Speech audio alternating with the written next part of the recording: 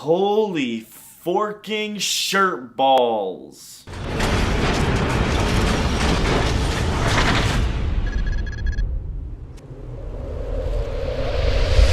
Thanks for tuning in to EskimoTV. My name is Jason Escamilla, and today I'm going to be reviewing The Good Place, Season 3, Episode 1, which is called Everything is Bonzer.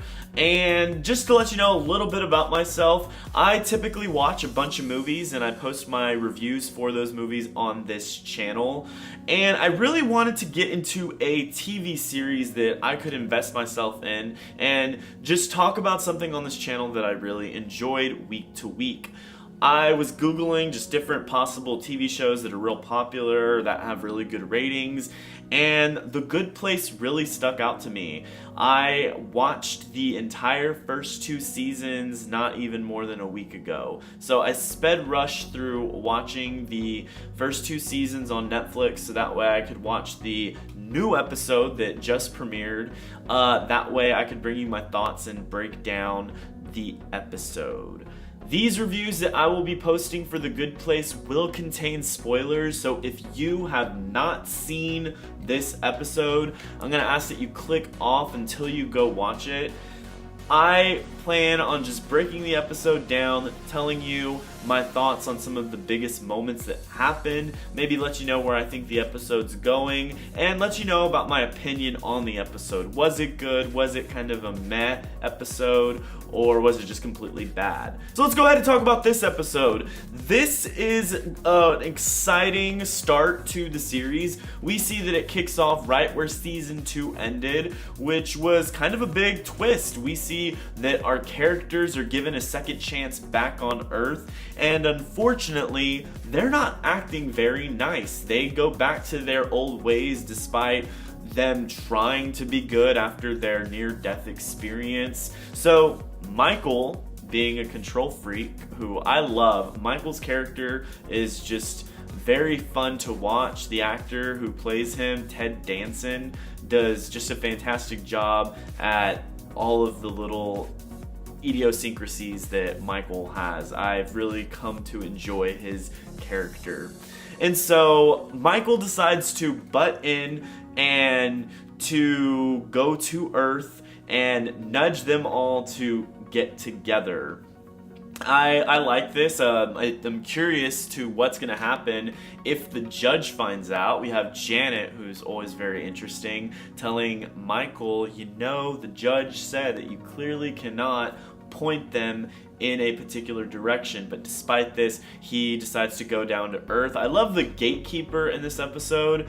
I like how he's just super monotone until Michael gets him a Yeti with the frog sticker on it, because this dude randomly loves frogs. There was a lot of funny scenes in this episode. I liked the scene where Chidi is in the MRI or brain scan type system, and Eleanor comes on asking him questions to get him and Simone together.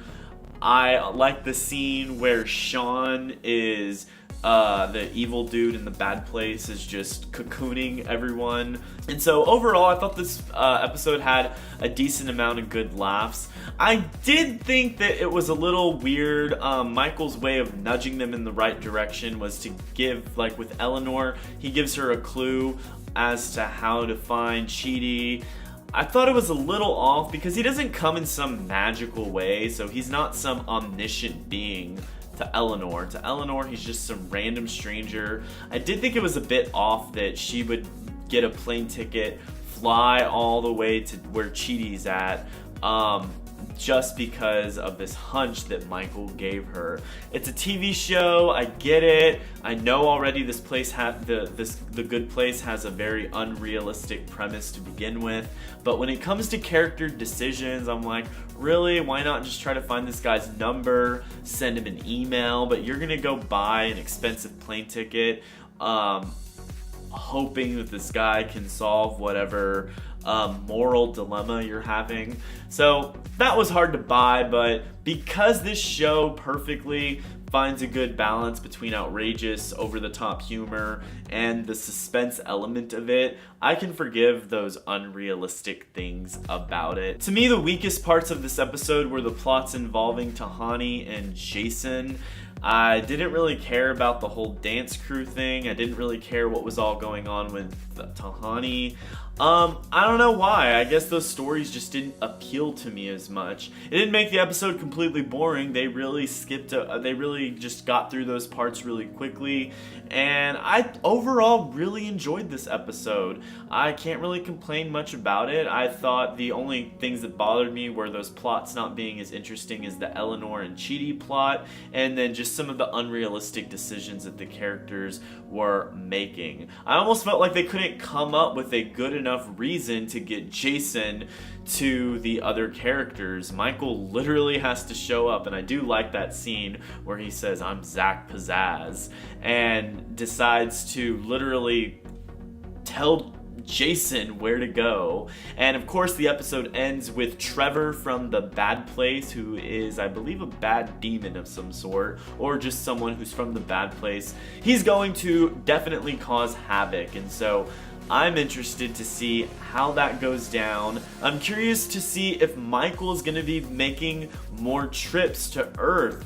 Michael has a funny way of being a rebel. He did it while he was in the original good/bad place in the first 2 seasons, when Sean told him you only get one more chance, and he, you know, rebooted all the characters over 800 times. So Michael has a funny way of just being a rebel and breaking the rules. So I'm curious to see where next week's episode takes us. I'm gonna give the season 3 premiere of The Good Place an A-. I love watching The Good Place, but one thing I love more is talking about The Good Place with you. So if you have a question or have a comment that you'd like to make regarding this episode, leave a comment down below and we can have an ongoing conversation about what happened. And if you enjoyed this review, like this video and subscribe to this channel for more icy and chilly Eskimo TV reviews.